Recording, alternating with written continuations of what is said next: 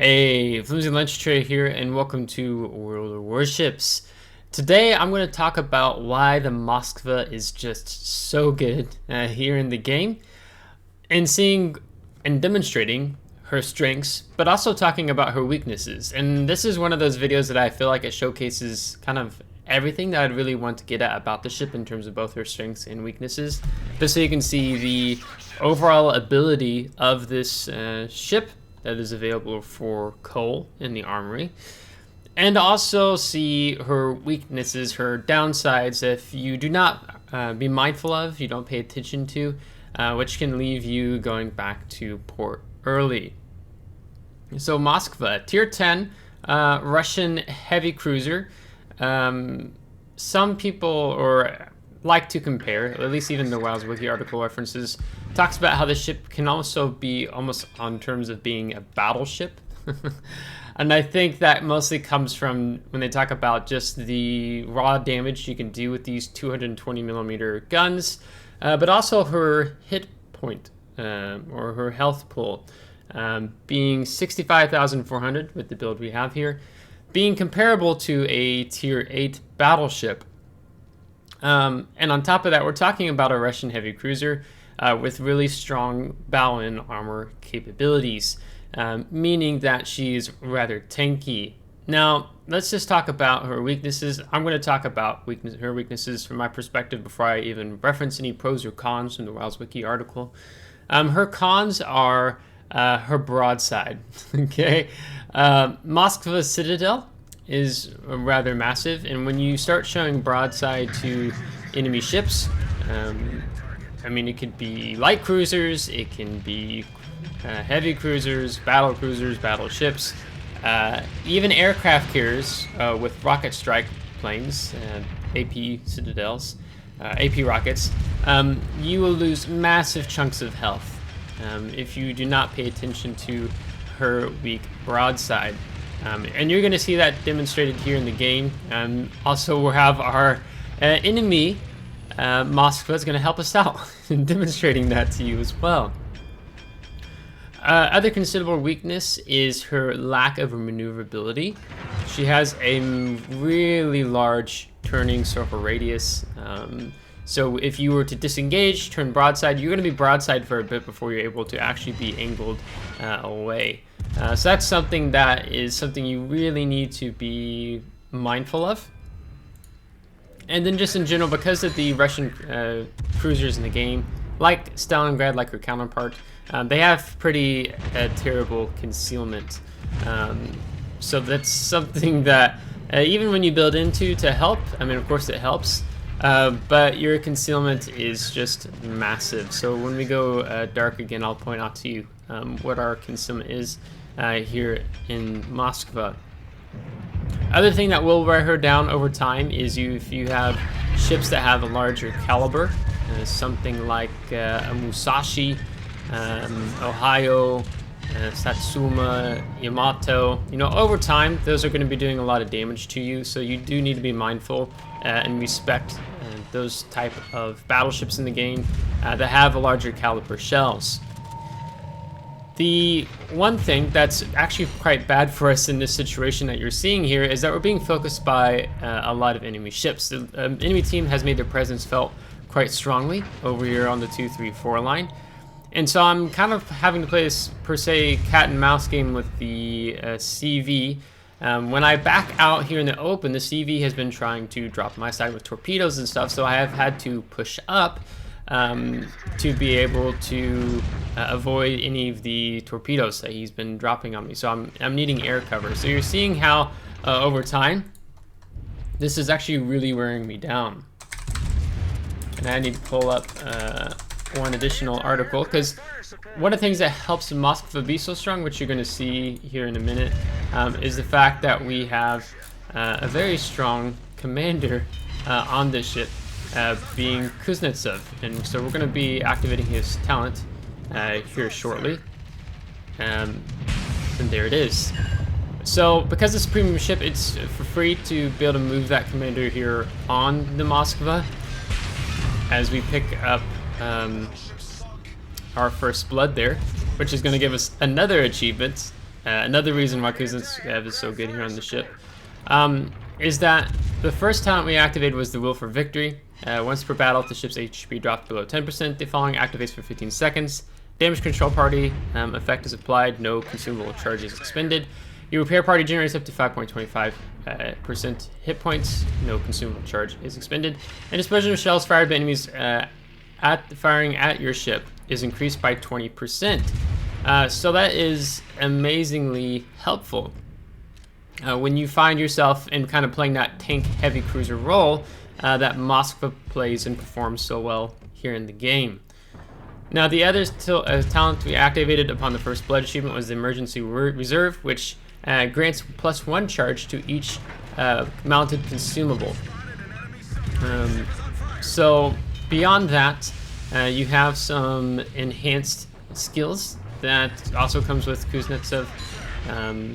So probably would talk about that with the commander build, which I've already done one on Moskva. I'll link it at the end of this battle. I don't know if I've made some changes since or not. But here you're getting examples of the enemy Moskva.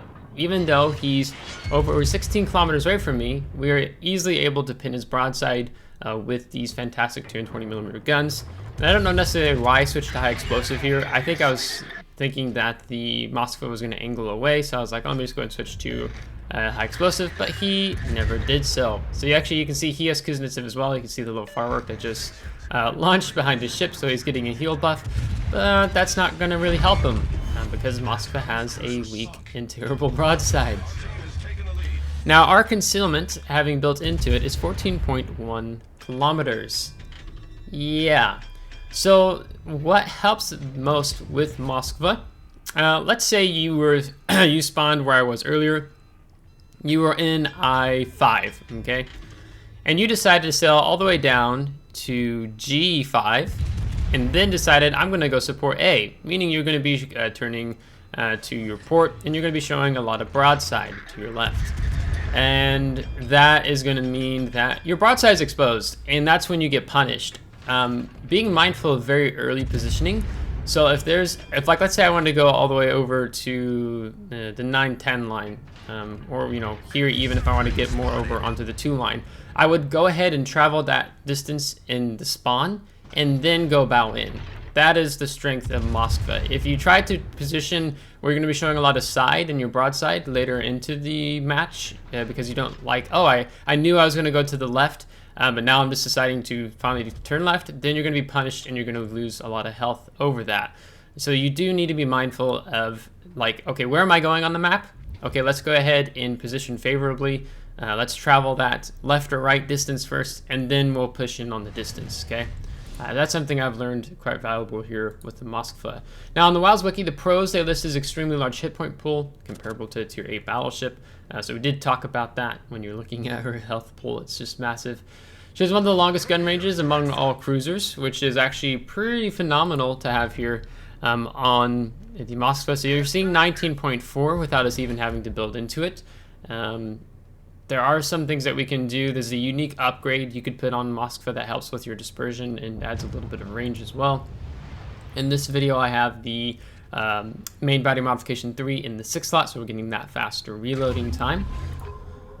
As we pop our hydroacoustic search, high top speed of 34.5 knots. You can increase that, of course, this here mic flag. Outstanding shell velocity, good accuracy in flat arc. So this is something like a Salem, a Des Moines.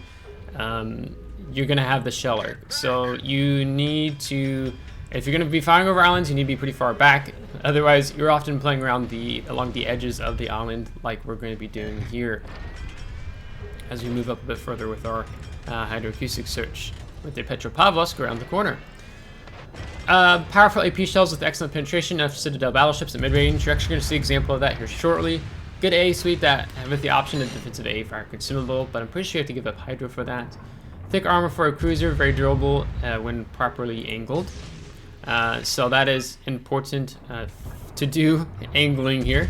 I'm not sure what the Udalo was thinking. He gets really cheeky and decides that I'm just going to reverse out after I was about to put the island between myself and the Moskva. And here you have the Musashi, and he's going to go broadside to us, so we're just going to start focusing him with armor piercing. Now note I made the comment about larger guns, something like a Musashi's 18-inch guns. So he can be wearing us down as time goes on here. And pay attention to when the citadels do begin to happen. Thick armor for a cruiser, very durable when properly angled. I read that already. Has access to the surveillance radar consumable, so you can build into a radar build. You will have the 12-kilometer Russian radar. Fires last on the ship are a standard cruiser duration, not a large cruiser duration like the Stalingrad, where it's these really long burns on your ship. So here you're already seeing some of those citadels on the Musashi, because Musashi has a vulnerable rear citadel if you know where to aim. So we're taking advantage of that, and we can easily punch through with these excellent 220mm, very high velocity and very excellent armor penetration capabilities with the AB. Cons: enormous ship with abysmal concealment. We did talk about that already, and we talked about that large turning circle radius here. It sights over 1,000 meters. Poorly armored turrets can be easily disabled or even destroyed. So if you get in a fight with something like a Salem or Des Moines and he's focusing your guns, or even a Petropavlovsk or an enemy Moskva, you can easily knock out your guns. Your AA suite is susceptible to high explosive hits. Very large and exposed citadel block. Its outer plating is the ship's belt armor. Cannot withstand concentrated fire by enemy ships, despite its armor and health being similar to the battleships. And you saw that at the beginning, how much our health was being whittled down when you're not able to go dark, when you're not able to disengage with the enemy focusing in on you. The exposed citadel, huge size, poor concealment, and large turning circle radius makes disengaging a challenge as well. So you really need to think well about that.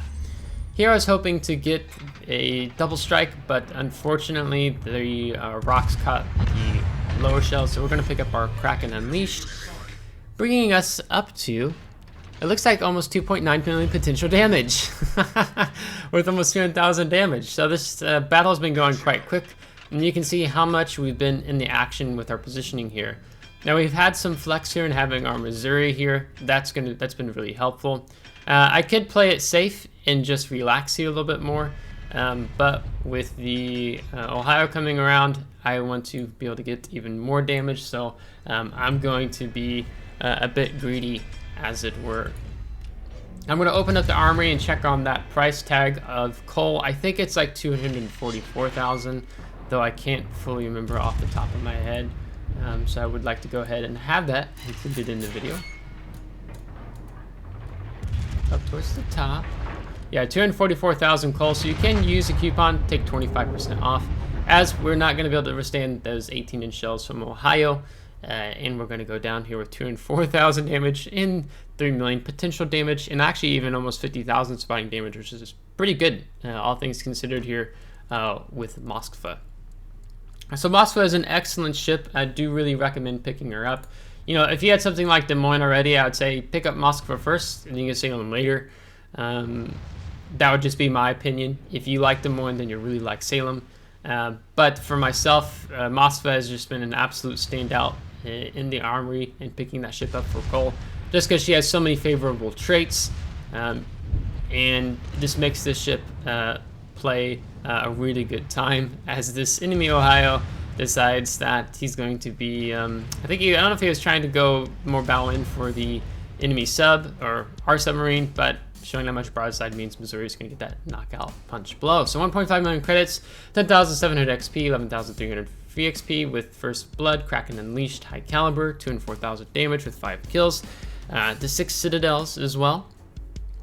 This is actually before some of the more recent changes in Warships having that longer lasting battle time. You can see I was using ModStation, which keeps having issues with each update, so I've not bothered with adding ModStation back to World of Warships official ModStation.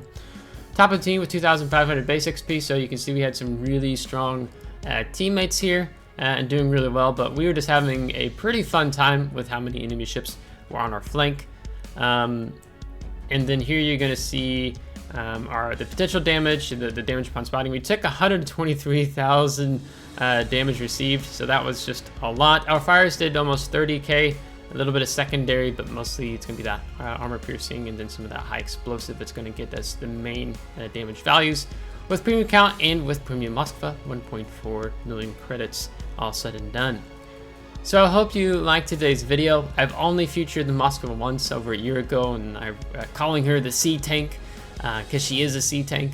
But you know, if you are able to, you get coal more quickly than you do steel. If you like Moskva, then I'm going to say you would really like Stalingrad. I really love playing both Moskva and Stalingrad. They're excellent tier 10 Russian heavy cruisers, where Stalingrad really becomes, it's more of a battle cruiser, battleship. So they're both a lot of fun in the game. And that is why Moskva is just such a good ship, as demonstrated in the battle, and the pros and the cons that we talked about. As long as you're mindful of her cons, you can play this ship really superbly. Even if you are still newer to the game, as long as you understand the angling and when you need to be able to disengage, get some heals off, and engage into the battle with your positioning here. Positioning is one of the biggest things that makes or breaks a lot of World of Warship players. As long as you understand positioning, Moskva will feel very comfortable in the hands, I think, of most players here in the game. So if you liked today's video, give it a thumbs up. If you didn't, give it a thumbs down. Subscribe if you want to see more. If you're subscribed, thanks so much. I appreciate it, and we'll catch you next time. Take care.